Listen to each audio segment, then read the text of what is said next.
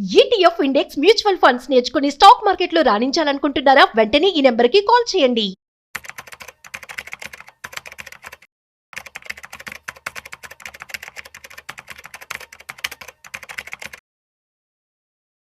నమస్తే, welcome to Suman TV. నేను విష్ణు. ప్రస్తుతంతో పాటు ప్రముఖ స్టాక్ మార్కెట్ అనలిస్ట్ సుందరరామరెడ్డి గారు ఉన్నారు. సార్తో మాట్లాడదాం. సార్ నమస్తే. సార్ నమస్తే సార్. సార్, బంగారం కొనుగోలుకు సంబంధించి కేంద్రం ఒక 3 సరికొత్త రూల్స్ ను కూడా రీసెంట్ గా తీసుకొచ్చింది కదా. ఒక్కసారి మన ఆడియన్స్ తో షేర్ చేసుకోగలరు ఆ విషయాలు ఏంటి? బంగారంకి ఏంటంటే ఇంతకుముందు ఆర్నమెంట్స్ లో 14 క్యారెట్స్ అండ్ 22 క్యారెట్స్, 18 క్యారెట్స్ ఈ 3 కేటగిరీ ఉండేది. అండ్ రీసెంట్ గా ఏంటంటే గోల్డ్ రేట్ బాగా పెరిగిన తర్వాత జనాలను ఎంకరేజ్ చేద్దాం అనే ఉద్దేశంతో కొత్తగా వేరే సెగ్మెంట్ పట్టుకొచ్చింది అనమాట. 9 క్యారెట్స్ గోల్డ్ కూడా అనమాట.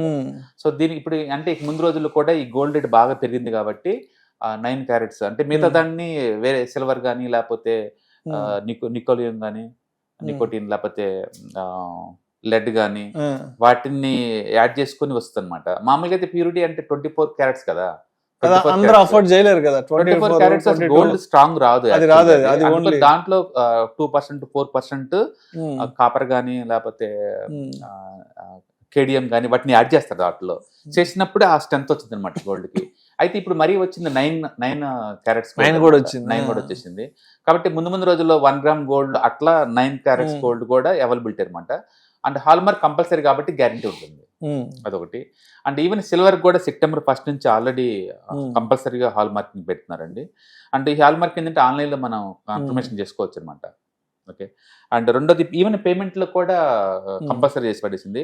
2 lakh ప్లస్ వర్తగల గోల్డ్ కనుక్కుంటే పాన్ కార్డ్ సబ్మిషన్ కంపల్సరీ. 2 లక్షల మేరకు కొంటే 10 lakh వర్తగల గోల్డ్ కొంటే పాన్ కార్డ్ తో పాటు ఆధార్ కార్డు కూడా సబ్మిట్ చేయాలి. ఒక క్యాష్ బెట్ కొంటే కనుక 2 lakh వరకే యాక్సెప్ట్ చేయాలి. అంతకంటే ఎక్కువ యాక్సెప్ట్ చేశారంటే ఈక్వలెంట్ పెనాల్టీ వేస్తారు షాప్ వాళ్ళకి. సో అంటే ఇప్పుడు 2 లక్షలు మాత్రమే క్యాష్ పేమెంట్ చేయాలి, అంతకంటే ఎక్కువ అలౌ చేయట్లేదు. ఎప్పటి నుంచో ఉంది, ఇప్పుడు మళ్ళీ కొత్తగా ఇంకోసారి నోటిఫై చేసింది అనమాట. సో మొత్తానికి అయితే 2 lakh వరకు pan card compulsory submission. 10 lakh worth gold కొంటే మాత్రం పాన్ కార్డ్ తో పాటు Aadhaar card compulsory. And cash మాత్రం 2 లక్షల లోపే అలౌ చేయాలి. ఈ రూల్స్ పెట్టింది అనమాట. సో ఎందుకు ఇది గవర్నమెంట్ ఒపీనియన్ అంటే ఇది పెడితే కన్జ్యూమర్ ప్రొటెక్షన్ దొరికింది, ఎంతకంత ఫ్రాడ్ అవ్వడు. రెండోది బ్లాక్ మనీ ఎంతకంత కంట్రోల్ చేసుకోవచ్చు, అంటే మార్కెట్ని ఎంతకంత రెగ్యులేటరీస్ కంట్రోల్లో ఉంటాయని చెప్పేసి వాళ్ళ ఉద్దేశం అనమాట. బట్ మెజారిటీ బ్రాండెడ్ జ్యువెలరీ షాప్స్లో ఉంటేమో కానీ ఇవన్నీ పల్లెటూరులో లేకపోతే మండల లెవెల్లో చేసుకుని ఏ జ్యువెలరీ వాళ్ళు కూడా ఈ హాల్ మార్క్స్ కానీ ఇదేం ఉండదండి. ఇండియాలో ఆల్మోస్ట్ ఈ 50% వరకు కూడా రీసైక్లింగ్ గోల్డ్ అనమాట. పాత ఆర్నమెంట్స్ కొత్త కొన్ని వాళ్ళు ఇలా ఉంటాయి, వాటికైతే ఇవేం వర్కౌట్ అవ్వదు. బట్ షాపుల్లో కనుక మీరు కొంటే కంపల్సరీ కానీ.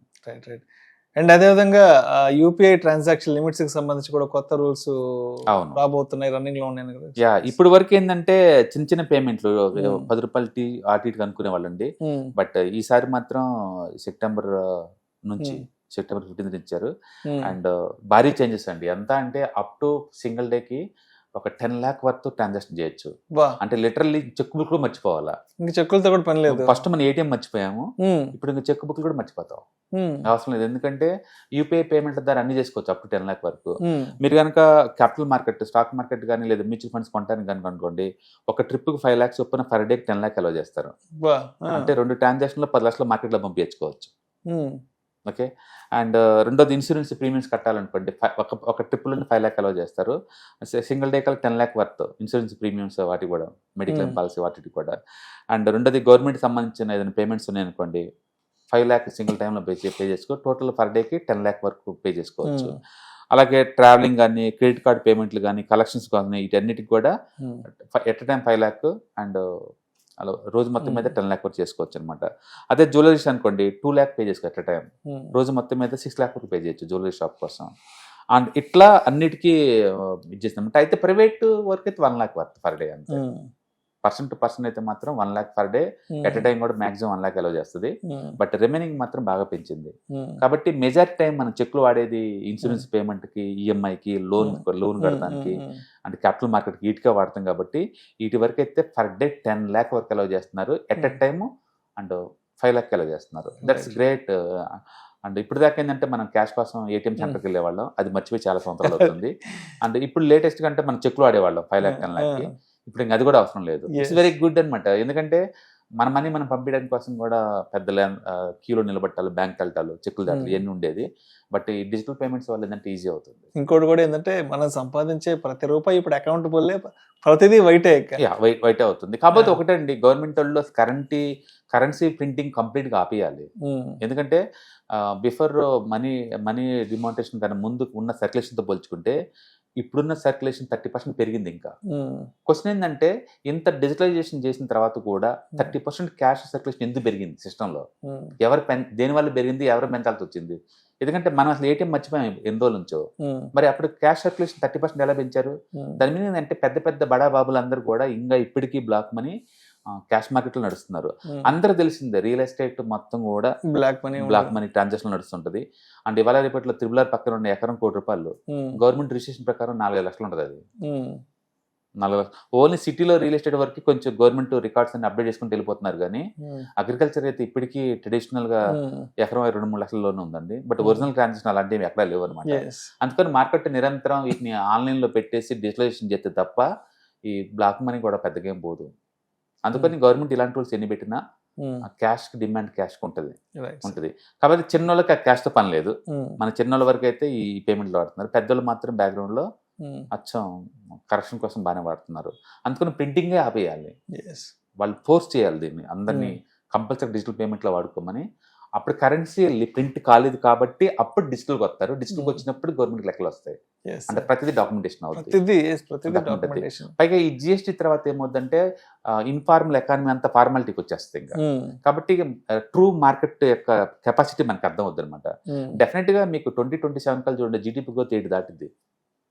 ఇప్పటి వరకు ఏంటంటే 50% ఇండియన్ ఎకానమీ అంత ఇన్ఫార్మల్ గానే ఉంటుంది. మనం రైస్ కొంటాము ఎక్కడన్నా గవర్నమెంట్కి ఆ లెక్కలు ఉన్నాయో తెలియదు. మనం రెగ్యులర్ గా వాడే ఏటికి గవర్నమెంట్ లెక్కలు లేవండి.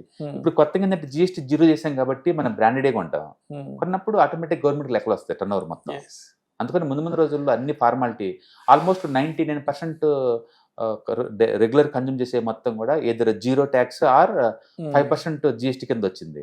కాబట్టి పబ్లిక్ అంతే బ్రాండెడ్ అటుకి వెళ్ళిపోతారు ముందు రోజుల్లో. కాబట్టి ట్రూ టర్న్ ఓవర్ ఎంత బయటకు వచ్చింది అనమాట.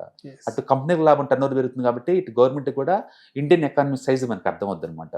మొత్తానికైతే స్లో అండ్ స్టడీగా వెస్ట్రన్ కంట్రీస్ కల్చర్ వస్తుంది. అంటే కంట్రీ టోటల్ ఎకానమీ అంతా ఫార్మలైజేషన్ జరుగుతుంది. కాబట్టి గవర్నమెంట్ కి అర్థం అవుతుంది. ఈవెన్ రీసెంట్ మన ఇన్కమ్ ట్యాక్స్ ఫైలింగ్ కూడా అంటే 7.4 crores ఆల్రెడీ అప్లై చేశారు. లాస్ట్ ఇయర్ తో పోల్చుకుని ఈ సంవత్సరం పెరిగారు. అంటే రాను గవర్నమెంట్ కి అకౌంటబిలిటీ పెరుగుతుంది అన్నమాట. రాను మేబీ విత్ ఇన్ 2 years కల్లా డెఫినెట్ గా 10 crores వస్తుంది income tax filing. That is the very big population than the entire western countries. మీరు లండన్తో టోటల్ జనాభాతో పోల్చుకున్నా, ఫ్రెంచ్తో పోల్చుకున్నా, ఇటలీతో పోల్చుకున్నా, మీరు మాట్లాడుకున్న ఏ వెస్టర్న్ కంట్రీతో పోల్చుకున్నా సరే ఇండియాలో ఈ ఐటీ ఫైల్ చేసే జనాభా చాలా ఎక్కువ. అందరు ఏమంటారంటే 145 crore పాపులేషన్ ఉందనే కానీ ఈ ఐటీ కట్టే వాళ్ళు ఎంతమంది ఉంటారు? జస్ట్ 7 కోట్లే కదా అంటారు. But that 7 crores is very big population compare to any other western countries తో పోల్చుకుంటే. కాబట్టి డెఫినెట్ గా కంట్రీ యొక్క ట్రూ పొటెన్షియాలిటీ ఇప్పుడు లైన్ లోకి వస్తుంది.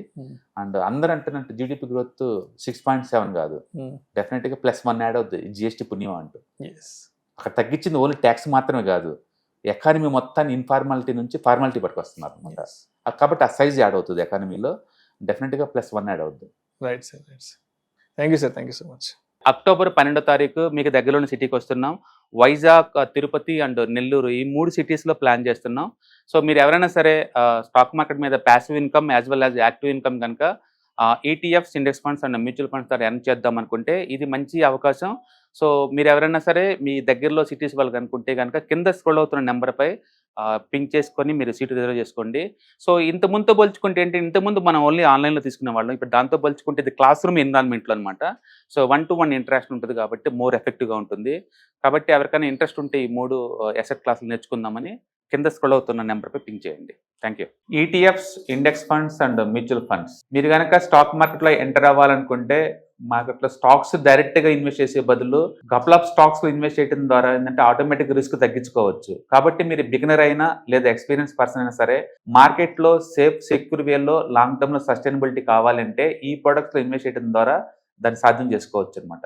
కాబట్టి మీకు ఎవరికైనా సరే ఈ ఈటీఎఫ్స్, ఇండెక్స్ ఫండ్స్, మ్యూచువల్ ఫండ్లో ఇన్డెప్త్ నాలెడ్జ్ కోసం అండ్ గైడెన్స్ కోసం ఈ ట్రైనింగ్ ప్రోగ్రామ్ అటెండ్ అవడం ద్వారా మీరు మనీ మేక్ చేసుకోవచ్చు. కాబట్టి మీకు ఇంట్రెస్ట్ ఉన్న పార్టిసిపెంట్స్ ఈ వీకెండ్లో జరిగే వెబినార్ అటెండ్ అవడం ద్వారా ఇందులో ETFs, index funds, mutual funds అంటే ఏంటి, వాటిని ఎలా మనీ మేక్ చేసుకోవాలి, వాటిని ఎలా మేనేజ్ చేసుకోవాలి, వాటి గురించి కాంప్రహెన్సివ్ ట్రైనింగ్ మీకు ఈ ప్రోగ్రాంలో అందించబడుతుంది. ఈ వీకెండ్లో జరిగే ఈ ప్రోగ్రామ్కి ఎన్రోల్ చేసుకోండి. Thank you.